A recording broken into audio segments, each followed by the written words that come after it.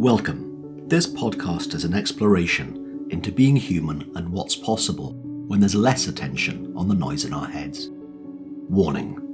While listening to this broadcast, you may experience moments of deep peace, sighs of relief, personal insights, or long stretches of dead air. Do not be afraid. This is normal. Under the Noise with Wyn Morgan and Kate Roberts.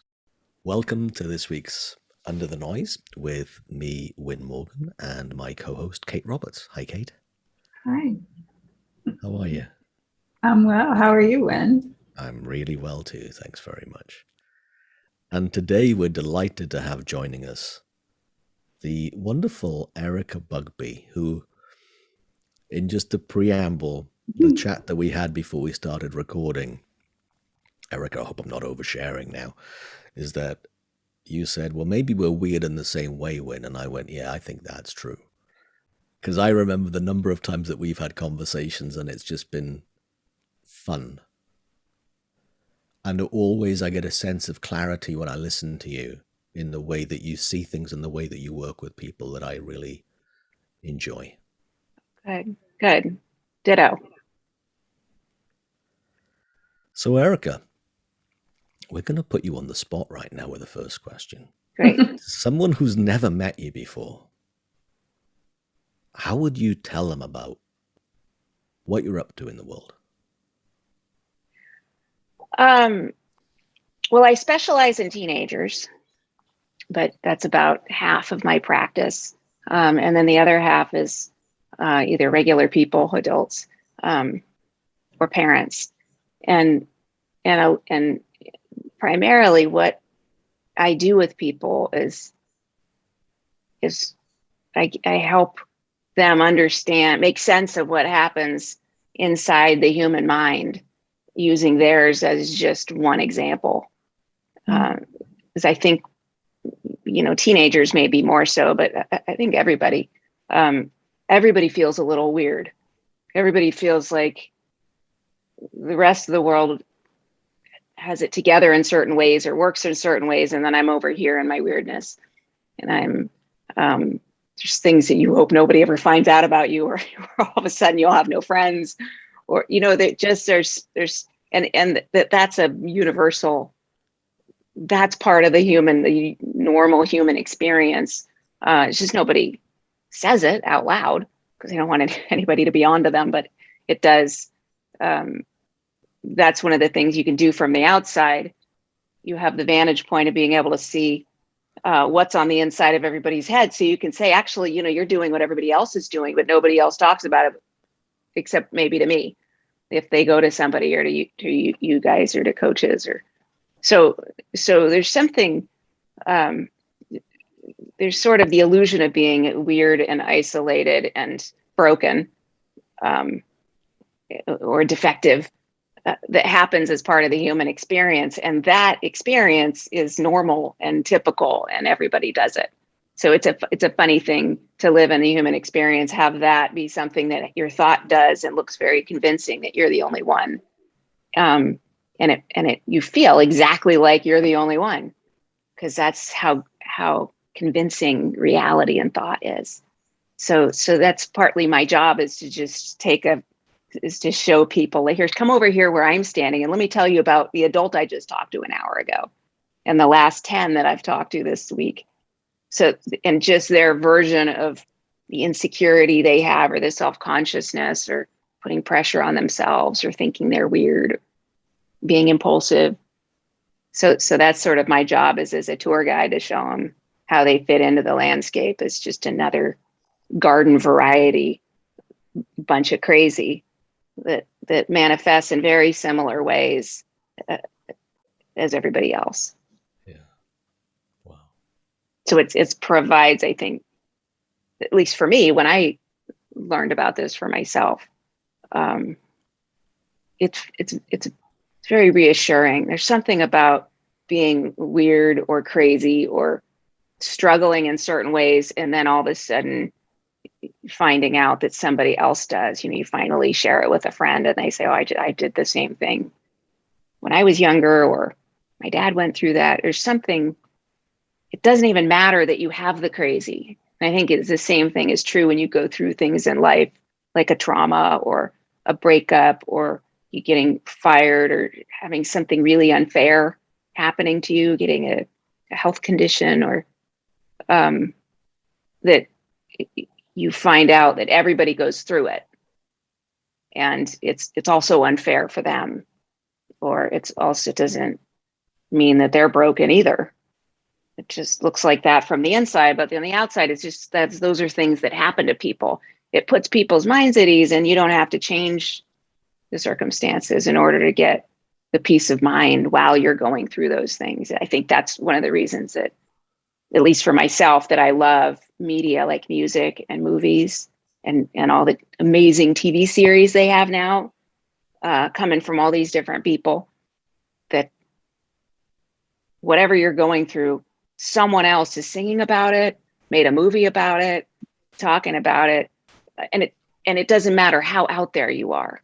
So it just that's what got me through my teen years, was music and listening to people capture the sentiment of what I was going through. It, I don't know, somehow it just like neutralizes it in a way where it makes it manageable, something I can handle, and it makes it just a fact that then I just navigate, instead of something I react to so much. I remember such relief in what you've just shared when I saw that for myself, what I thought my unique version of crazy, when I realized that there was nothing unique about it, that was totally human. The relief I got from that was just like, wait a minute, so that doesn't mean I'm the one crazy guy out of 8 billion. I literally did think that. And then just that, as you said, it normalizes, it humanized me to a place where I was no longer in my head about all the things I thought was uniquely weird. Right. And you're not anymore looking at the prospect of going through life with this, broken system. Right. Because it's very disturbing when you see your reaction to something, or you see your life's messed up, or there's something very disturbing of not just that you're broken, but that that's the vehicle that you're going to be traveling through all of life with. You just get the one, as far as I know. And so it takes thoughts about the future and yourself. It just takes all of that out. And as it happens, the system works in such a way for everybody that when you take the worry and the, all the reaction and the panic about your broken system out of the air, you have this amazing creative process that can just get in and start handling things. There's all this resilience that comes out, and problem solving skills and troubleshooting that happens when you take the panic out of there. That's what happened for me.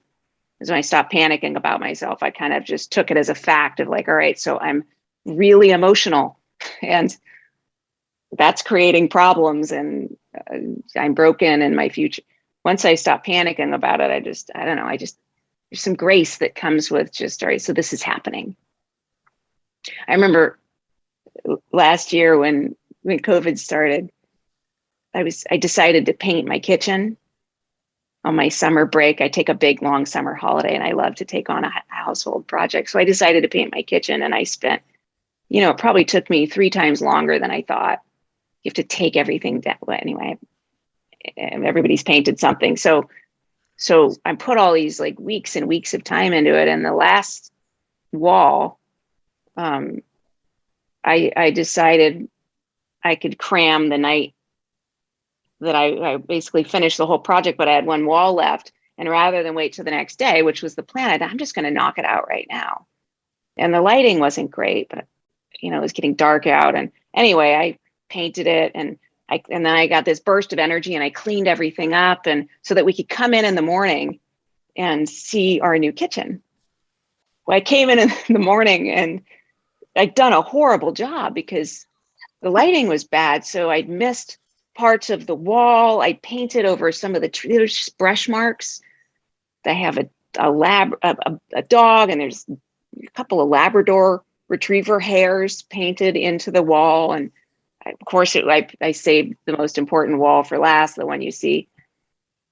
And I was devastated because I so wanted it to look clean and refreshing and exciting and new. And instead, I was mad at myself. I was annoyed that I kind of got impatient. I just was in, and now it's going to look like this for 10 years because that's how long it takes us to repaint. And I think I did that for, that day. But then the next day I got up and I was fine. I repainted. It was not a big deal. But that reaction that I had is oftentimes what we live in. We spend a huge amount of our time living in that. It's not so much having the bad wall and the bad paint job. It's all the stuff you do in the wake of that. I was so mad at myself, and like I cleaned everything, and it takes forever to clean the paint off of roller brushes. And everything took so long, and the taping, and why did I do that? I could have just done. And how long we spend there's all this variability, and we have huge influence over that. And it turns out that that's really the problem with the wall in that situation. It's not the wall itself, is whatever you do with that, the frustration or the disappointment, and how long you stay in there depends. You have free will. You can do that for like a week. I did it for a day, but sometimes I'm the person obsessing for the week. And finally, after a week, I'm like, why don't I just get over it, accept that it happened, and then fix it? But that's where people need people like us help, is not with dealing with the wall. It's dealing with the aftermath of whatever stamp we put on it. And I thought, I was kind of laughing at myself because I was just a big baby the first day. I kind of felt like I worked really hard. I deserve like a perfect finished look. And I sort of felt like, I don't know, somebody did that to me. And I just had myself to blame. So it was, and I think in a way that's sort of the generic problem with humanity. And one of the things that I share with teenagers, it's so helpful, is just, it's not so much your life, but your hormones and your emotions just make a really big deal. They sort of take creative license, and the event itself isn't, it's what happens right after the event, what you do in the wake of that. And using music and me and my painting tantrum to show them, here's what I do. You're self-conscious, and do that for a long time. It's not your outfit, it's the self-conscious, where your mind goes and how long you're going to do that for. And some people, adults, do it in different ways. And Nirvana and Metallica, they go really into darkness, so it's somehow reassuring that that's all everybody's doing, and that we have some say over that process. It's just such a human thing. And it's funny later. It's not funny at the time, but it's always something you can look back and see, okay, I maybe made that. I had some part in making that much harder on myself than it needed to be.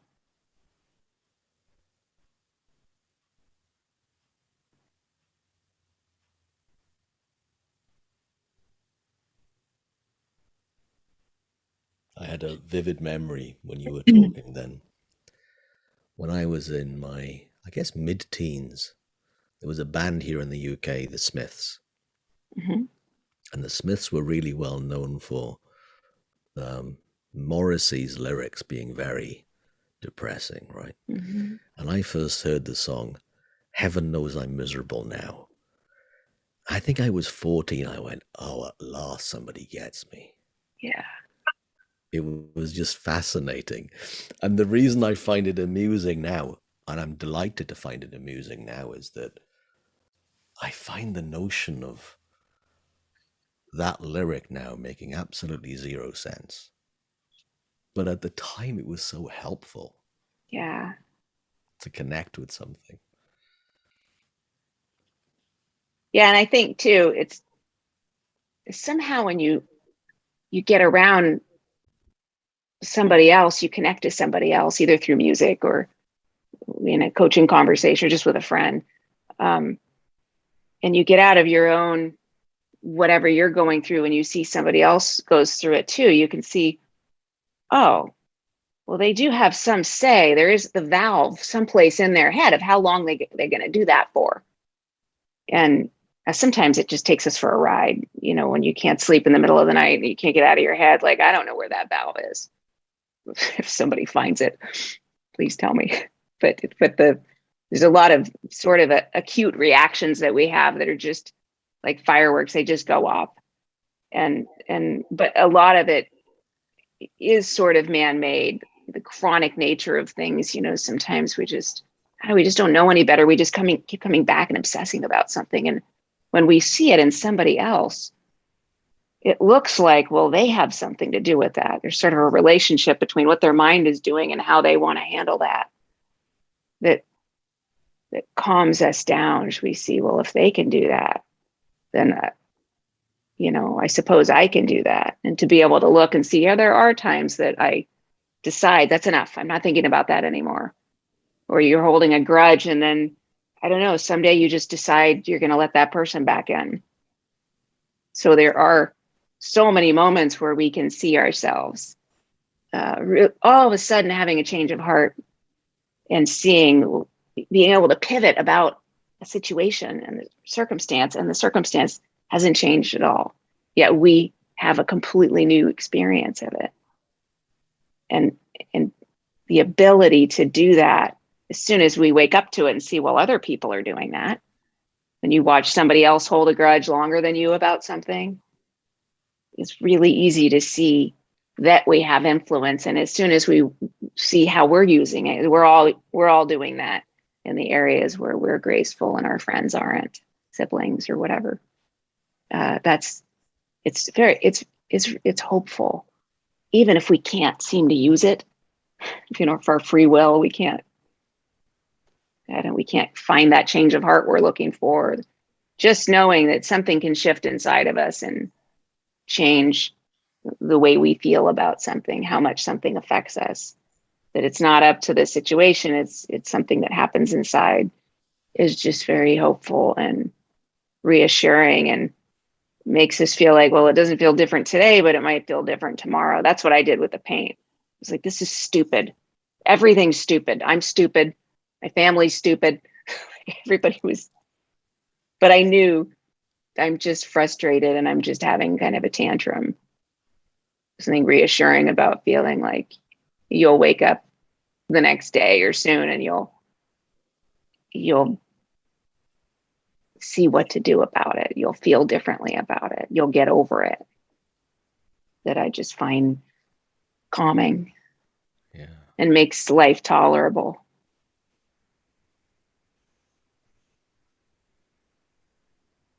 One thing in that, I remember I was doing a lot of training and coaching with this one company that included the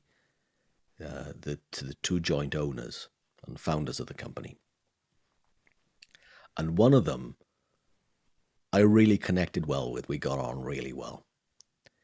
There was one thing about him, though, that I found peculiar, is that if any one of his, I don't know, they might have had 320 odd full-time employees. If any one of them did something he didn't like, he'd never get over it. They were done. And sometimes it wouldn't be a really, in my mind, in listening to him telling me about his employees, and even at the board level, I thought, well, how come that's such a big deal that would taint that person in the owner's mind so much? And I thought, what the heck's going on? And I remember driving back from seeing him at his home, and I was driving back and noticing that, how come he's so good at holding grudges? And then instantly I went, wait a minute, I do that. Mm-hmm. And instantly I went, oh, why the heck would I do that? And it changed me. Yeah. I saw my own kind of nonsense, really, my own crazy, in seeing what he was doing. And it goes back to what you said about the TV shows, the movies, the songs, the art that we notice.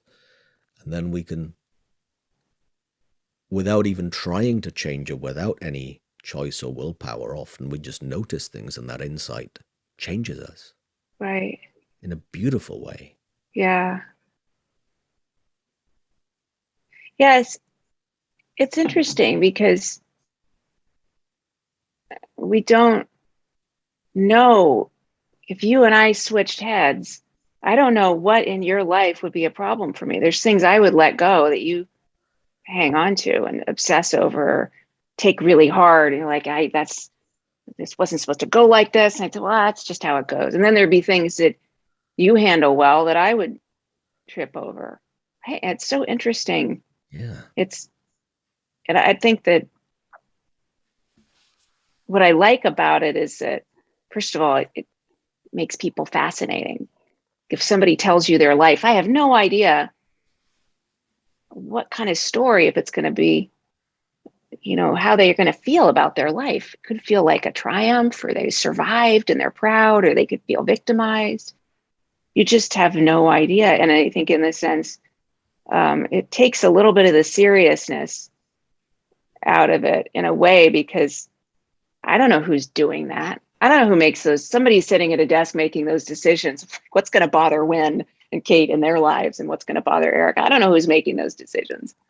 I think it's like genetics. It just seems to play out in random ways, and there's these mutations that I think we're not deciding. We're just at the effect of this system, and it really helps to see. It seems like my rules are the right set of rules. The things that I'm holding grudges about, those are like real offenses. Those are misdemeanors. Those right there, those aren't even rules. I don't know what you call those. Those are just somebody being uptight. My rules are really matter and are important, are the right ones. It really feels like that. What other people get uptight about is stupid, and the things we get uptight about are real things. There's something I find, even though you can see the arbitrariness of it, you're still at the mercy of the system, which I think makes this the science behind thought and the consciousness that brings it to life. And it's so stuck on your face, you can't even tell it's thought. I just find that fascinating. And it adds a little bit of humor to know this is art. Really, it's not even science in a way, it's art. So that your experience looks more like a painting than a photograph. What bothers you? It's very, it looks made up in the grand scheme of things, which helps you not take yourself and your grudges so seriously once you can get a little bit of distance.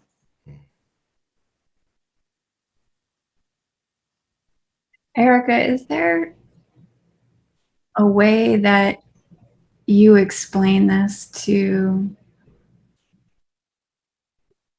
I guess, specifically teenagers, that allows them to see that it is thought, that the temporary nature of it, something that creates that space between the thought and believing that thought? Like, is there something that hits teenagers more than adults when you have the conversation? Yeah, I do. That's a common point that I make with teenagers. The fact that it's temporary, partly because it's so easy for them to see it, because their reality is so intense that it's really easy to see the contrast of obsessing, feeling really down on yourself for making a stupid play in the sport that you really are passionate about, or the things that we do, making a mistake, not doing well on a test, or saying something that makes you sound stupid. There's a lot of mistakes that we make that we're obsessed about them. And teenagers will say this, they'll feel really differently Friday afternoon, and then they wake up Saturday and they have their parents are like, well, what are you going to do about that? Because they just completely fell apart, and it's like, my life is over. Like, I can't see anything through. I'm impulsive. And they're just in a state of crisis. And then Saturday, they're like, I don't know, Mom, I can't really deal with that. Like, it's really not a big deal. Like they've already come to peace with it. And the thing I think is great about teenagers is they typically don't talk about it with anybody. They don't, for most teenagers, when they have problems that are problems we would have a really hard time navigating, most of the time what they do is they go out and hang out with their friends. They don't talk about it and they don't think about it. And somehow it changes form in the back of their mind. And they seem to, when I ask them about it next week, they say, well, I just, did this, Monday, I did this. They kind of have their fix. It just came to them later. And so in that sense, shining a light on the fact that they do that, have a problem and they feel one way about something and nothing happens. The event's the same, their life's the same, they're the same, but they feel completely differently. It happens constantly with them. And it's easy for them to see it in themselves and their friends once you point it out. Sometimes you have to take it away from whatever, you have to get out of the file of their active problems because they just look equally scary all the time, and look at smaller things, the more mundane, the stuff they do every day, or things that happened 6 months ago, or that for them to look and see that's true. The things we're stuck in now definitely don't feel temporary for any of us. Your things, their things, but all the other stuff looks temporary. So it's not a stretch for them to see these are going to be next year's temporary problems. It's hard for them to imagine that, just like it's hard for us to think tomorrow anything is going to look different when we're really down about something. So it gets getting their mind open and looking at sort of the laws of thought and the laws of how problems, I don't know, at some point they're in our rearview mirror, and these will be too. Them seeing that for themselves, you don't have to talk them into it or explain it. You just have to point out that that's been happening their whole life without them doing anything. It's just I don't know, it's kind of a right you're born into. It's like a law that happens to you. If you are human and you have thought, that's something that's working for you, that reassures them so that they don't have to take our words for it. They can just see it for themselves. That's how I learned. I didn't really trust adults because they were so stable and I was so unstable that they just looked like they were like, might as well have been from different countries, because they seemed like they operated so differently than me. So, but once a few of these things got pointed out and I started looking for myself over those next few months, I saw, oh, that is true. And actually this problem has moments where it's a little less intense.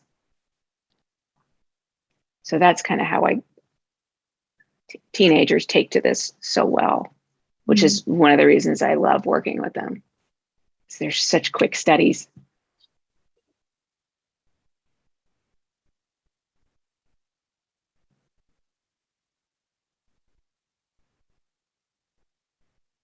Is this all making sense so far? What I'm laying out here. It's funny because I think I had talked to this woman the other day that she was asking me about a training that I'm doing in January. And so she's, trying to see if it's a good fit for her. And it was such a cool conversation because, she started asking me about the training. And then as an aside, she says, I'm sort of, I'm on the fence about it because I have, I'm going through, I'm just going in the process of starting to go through a divorce, and which means that I have to completely regroup about my finances and my career. I'm basically just got the rug pulled out from under me. and my teenager. I have an 18-year-old that is troubled yet won't talk to me. So I'm in a house with a teenager that won't talk to me. So she's kind of painting the picture, and as we start talking about it, if you give somebody a few minutes, we didn't get into it so much, but I could tell there's this sort of we tend to get into a few flavors when all of a sudden things go wrong, where we have our habits that kick in, where she was going. But in my mind, what I often hear in people in those situations is they get stuck in the kind of like, this was not supposed to happen. And they kind of get shooken up and sort of, they can't get their bearings because they're shocked. This was not on the brochure. They feel sort of betrayed or lied to, or they feel sort of disappointed in themselves, or, disappointed in, the people in their lives that are part of it. They kind of get into blame. And what's so interesting is that I said, basically she was saying, well, I can't tell if I should do this training. It's hard because you're in the middle of a crisis. You don't know which end is up, and then you have to make decisions and parent and file divorce papers. It's kind of a mean trick to debilitate us the most mentally at the very time when, in crises. But one of the things I said is, well, you just, I don't know the answer to that because your answer might be different than mine. But you will at some point. As the dust settles, this will either seem like a good idea or not. And our minds seem to do that on their own. You can be in a state of crisis and be stuck in whatever habit grips you in the wake of your crises. And where things going wrong, you have probably your go-to flavor that you do. But that at some point, you'll have some sensible thought that tells you, here, go, come on over here. And I didn't have any doubt that she'd have her clarity, and I don't even know her. But it's true for all of us. And so in a way, it doesn't matter how much or how long we get into our reactions. And at some point, we come out the other side. And what difference does it make? We got nothing to do but kill time here anyway. We might as well, you're going to see it. And then at that point you'll regroup. So I think that's part of the fun of our jobs is we have complete faith that people will sort things out themselves. In the meantime, if you can give them the reassurance that that's a system, it's an answer creating system in there. You just got to sometimes give it a little time. And in the meantime, here's, if you can get your head calm down the emotional side of you a little bit, it tends to pop out answers a little faster. There's no burnout in this field because you don't worry about people sorting things out. The clock is already ticking, and there's going to be a reset here any minute, any day. So it makes our jobs really fun and exciting, and there's no fear built into it the way it is for them.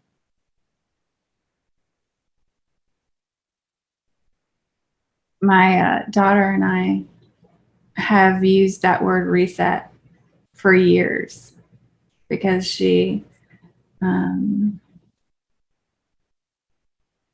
I'm sure it's because I said it to her, I'm just going to go to bed and reset. It'll feel different tomorrow. And there's a sense that things will calm down and look differently, right. That it's temporary. And so even at a young age, we would use that word, right? And I got her a t-shirt and she would hang it up. And this one t-shirt is the t-shirt she would put on if she was having a hard night and just couldn't see past whatever was happening. She'd wear the shirt to bed. Right. And it said, oh, that's so cute. Yeah, it's something kind of tangible for her, as she's young. And it said, not to ruin the ending, but it's going to be okay. And she would wear the shirt. So I would know that she's having a hard night if she came out wearing the shirt. That's really cute. Okay. She's like, I'm okay. Yeah. I'm going to go reset. And she's off to reset. And so there's a sense of it not lasting forever. that she even gets at a very young age. Yeah. And if it wasn't so built into our biology, it would take a lot more convincing than that. It just, you don't have to explain that t-shirt to anybody. Everybody gets exactly what that's talking about. That's what I think is so amazing, is that we're the system is so self-evident once you get a look at the mechanics of it, the bone structure. It's so intuitive, and it doesn't take a leap of faith. It just takes looking to see, is that true? Yeah, that's true. Every time. I don't know about this batch, but if it's always been true, and that you don't have to have any special talent or skill, you don't have to be a particularly resilient person, you don't have to have a certain upbringing, or you don't have to have good modeling in your head. It doesn't even really matter what your family was like or how you've been up till now. It's a system that works for everybody. I'm a huge Stephen Wright fan. I don't know if you guys know Stephen Wright, the comedian, but he had this great quote that was that depression is just anger without enthusiasm.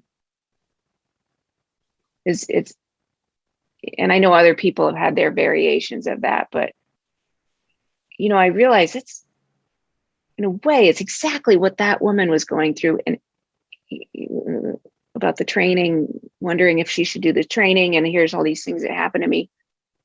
And I don't know how she would describe it, but it's exactly what I went through when I painted that wall. It was I was so, I wasn't particularly angry. I was bummed out. I was down on me and down on the wall and down on my kitchen. And it somehow that became like a metaphor for my life. That night I was just really down on anything that you walked up and talked to me about. I was going to be down on that. And in a way, whether it people get that sort of generic problem that I see with so many teenagers and people, it doesn't matter what country, how old they are, what the content of their problem is. What I see people woven through people's struggles is sort of just being really down and sort of either it looks like feeling desperation or discouraged or just down, low, bummed out. What's the point? You kind of giving up, and that's what happens. Is it's kind of you would be outraged, but now you're just kind of, I don't know what to do about it. So you just kind of go numb or withdraw. And I think that's Stephen Wright just hit it perfectly, is that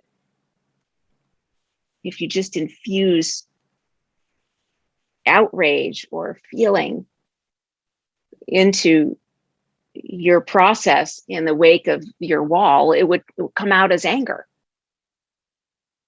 And that's what I think is so interesting, is that it doesn't, when we get bummed out, or when, the things that we struggle with about life are just our reaction that we live in. And it just becomes sort of white noise that we live in when things go wrong. We just kind of get this blanket low. In a way, I'd rather have anger and get it out, but it doesn't work like that.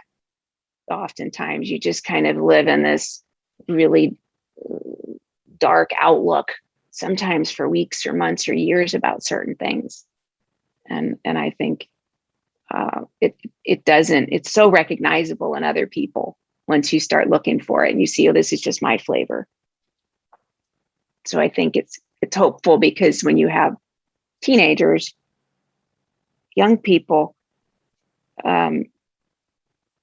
they can see your confidence that this will look different. You don't have to do anything. Just sit there, go about your evening, and you'll feel differently. And you'll be somebody that can handle this.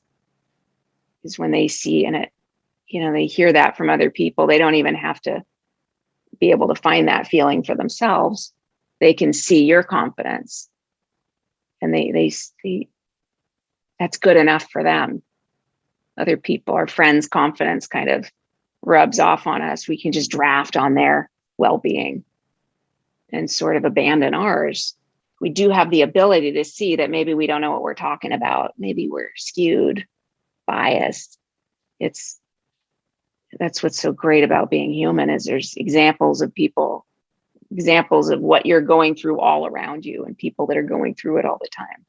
So help is not far away.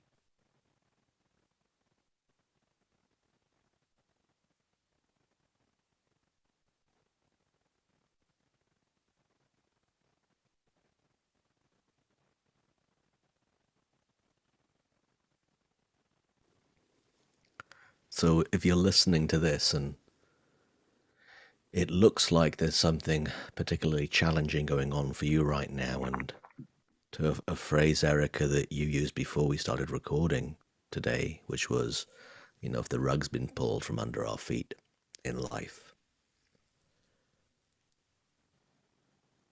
It's great to know that how things look and how we feel will not remain the same. Impossible for it to. It will change. And exactly to something else that you've said, is that inevitably we will settle down. And inevitably in that settling down, and underneath the white noise that you point to, underneath that noise, naturally in the bones of our system as being a human being is the capacity for fresh ideas, the capacity for fresh thought, the capacity even just to see it as, wait a minute, this was a big deal. Now it doesn't seem such a big deal.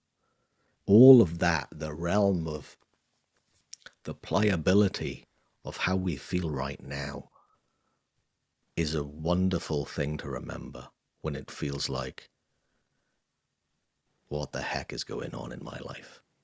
If that we're ever in that space and in that place, we know that this is a temporary experience. Well, and just to piggyback on that before we wrap up, if it's okay, is that for me, at least, there's been two things that have helped me, kind of takeaways that I've had about everything we're talking about, that just for some reason, they're always kind of in the background of my head, helping me through. Two insights I had. One is that you can kind of not like what's happening and have judgment and opinion and reaction to it. But when that settles down, you're just going to be left with, so that happened. So this is happening, which is, if you have teenagers, you just, or you go through one of those phases where everything goes wrong, one of those years where at some point you're like, it's just funny. You're like, okay, so this is happening. So my car and my refrigerator died in the same week. You sort of, at some point you get over the outrage and over the depression and over the, what am I going to do? And you just kind of, I don't know, you just sort of throw your hands up or you get to where, all right, I'm done freaking out about it. What am I going to do? You kind of go into first, you go into gear and handle it. And that, me realizing, well, I could do that now if I want. I could just get to okay, so what am I going to do? Which is what, when I have a deadline, I do great because I know, okay, what needs to happen. I'm not freaking out about it. I'm not going to blame. I'm just, so this is happening, and just seeing it as a neutral fact. That's what I'm interested in. I'm not interested in the rest. And the other part of it, in asking myself, well, how do I get there faster, is the asking myself, all right, so what else is there besides my reaction to it? So I'm freaked out and it's not right and it's this person's fault and they're getting away with it. I kind of have to all right, I'll deal with that later. What else besides those? Because those aren't really taking me anywhere productive. Somehow asking myself, all right, yeah, it's not fair. And I have no idea what to do. What else is there? That asking myself that, and the looking for just, can I get to where it's just a fact? Those things for me help ground me in some kind of coherent thought. So at least I'm looking for something other than my emotional state, my volatile emotional state. Seems to be, it's like a lighthouse in the storm. There's something in us that seems to some way of settling ourselves or relating to what happens that keeps us grounded. That's kind of what it's looked like. I think everybody probably has their way of doing it, or the t-shirt, like your daughter. That's such a great story. That everybody kind of has their way, but we're all essentially, they would all sound the same if we got into a room and shared ours. Basically sound like we're doing the same thing.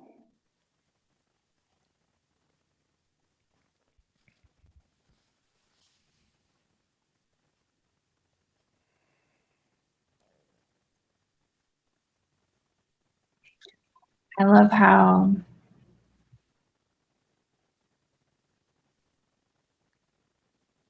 how you see teenagers and adults as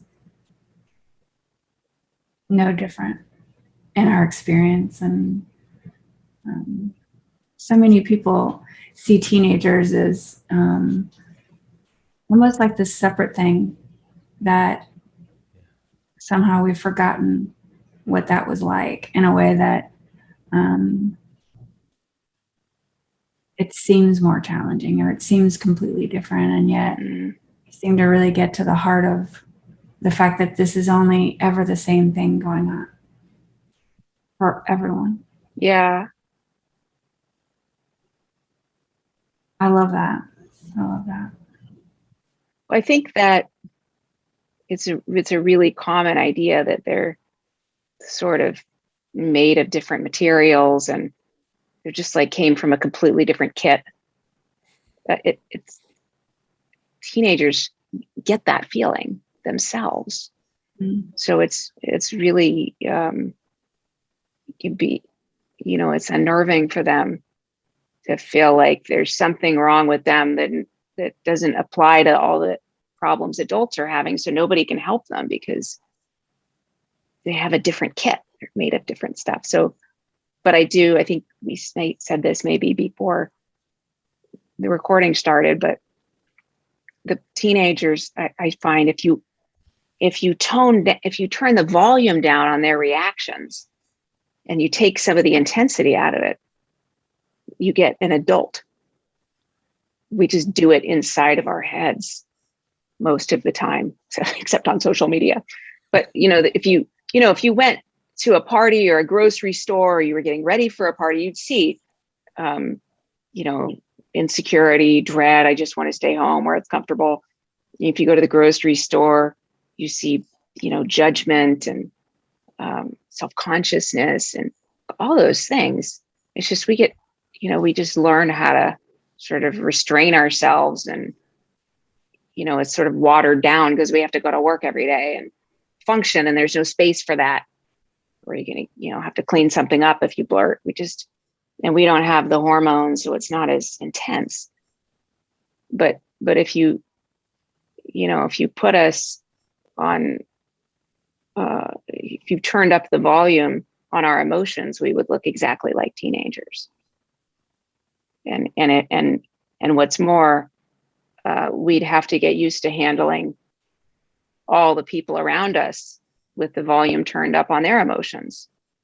So all of a sudden we would look just as volatile and out of control and fragile as teenagers often do, because we'd have people turning on us, not just inside their heads and judging us. And so it's, in a way, teenagers are kind of an amazing specimen to watch, because they're surprisingly graceful. The fact that they can be in school with a bunch of people that are as unstable as they are, and sit there and try and apply themselves, it's kind of amazing. Given how loud it is in there, once you spend some time getting to hear what they're doing, and how much feeling there is, and they don't have any experience handling it. So in a way, I think all of us would look really badly if we switched heads with teenagers. I don't think we would handle it as gracefully as they do. They're just dealing with so much more, but it's one of the things I love about teenagers. It's kind of like listening to a band. The emotion is so raw and they just know how to express it. When you sit down and you listen to a teenager, the kind of things they say could be taken out of any of our, inner dialogue inside our heads if we were honest about it. So I find them to be very refreshing and candid. And I think that they are very much, they're learning all this stuff that adults have to learn how to navigate. They're just in a boot camp situation where it's really intense and louder and all happening at the same time. So they, then we come out and we're actually able to navigate life. The hormones calm down and there's just a little less uncertainty as you get older. You have some idea of what's going on and how life works by the time you hit 19, 20. So it's easy to help them because there's whatever they're going through. You went through the same thing last week, just a more mellow experience a little bit.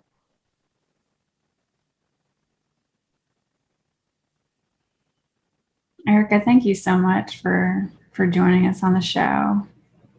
Yeah, thank you for having me. I've always, we went someplace different. I love talking about this because I never know where it's going to go or what you guys hear. I love what you guys share. And I think your story about your daughter and the t-shirt that's a great story. Thank you for your guys' contribution. It was fun to talk about. And thank you for having me. Thank you. Oh, it's been great, Erika. Thank you. You've been listening to Under the Noise. I'm Kate Roberts. I'm here with my co-host, Wyn Morgan, and we were joined by Erika Bugbee. If you have any questions or comments or anything that you'd love to share, any ideas after listening, please reach out to Wyn and I. And if there's anything that you'd love for us to chat about, email us as well. And thank you for joining us. Thanks for joining us. We'd love for you to subscribe, rate, and review. If you have a topic or question that you'd like us to chat about, email Wyn or Kate at wyn@winning.co.uk and Kate at katerobertscoaching.com. Until then, enjoy what's possible under the noise.